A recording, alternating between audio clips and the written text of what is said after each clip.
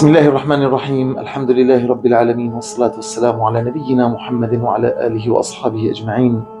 يقول الله تبارك وتعالى: وسارعوا إلى مغفرة من ربكم وجنة عرضها السماوات والأرض أعدت للمتقين الذين ينفقون في السراء والضراء والكاظمين الغيظ والعافين عن الناس والله يحب المحسنين. أيها الأحبة الأكارم، نحن في شهر الجود والإحسان، شهر رمضان المبارك.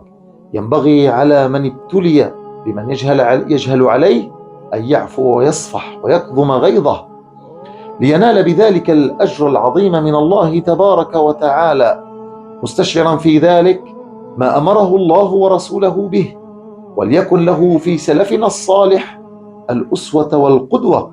فقد ذكر الإمام القرطبي رحمه الله عن ميمون بن مهران أن جاريته جاءت ذات يوم بصحفة فيها مرقة حارة وعنده أضياف، فعثرت فصبت المرقة عليه، فأراد ميمون أن يضربها، فقالت الجارية: يا مولاي، استعمل قول الله تعالى: والكاظمين الغيظ.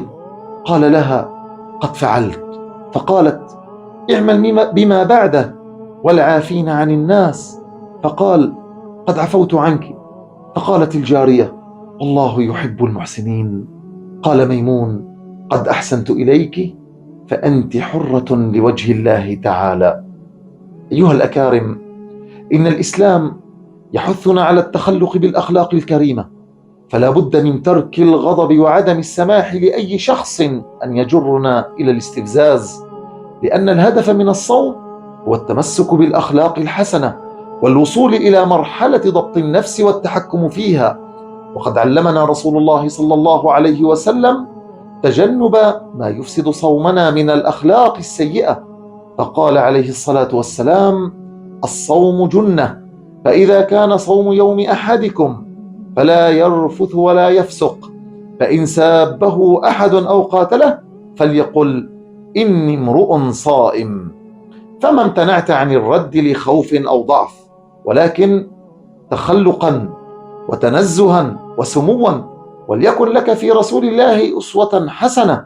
فمن صفاته أنه كان لا تزيده شدة الجهل عليه إلا حلما. لنرتقي أيها المسلم، لنرتقي أيها الصائم. إنه رمضان يعلمنا درسا أخلاقيا عظيما في كيفية ضبط النفس وملكها، وعدم التهور والانسياق وراء الشيطان لحظة الغضب، ولنتدرب ولندرب أنفسنا على الصبر الذي هو أعظم درس من دروس الصيام.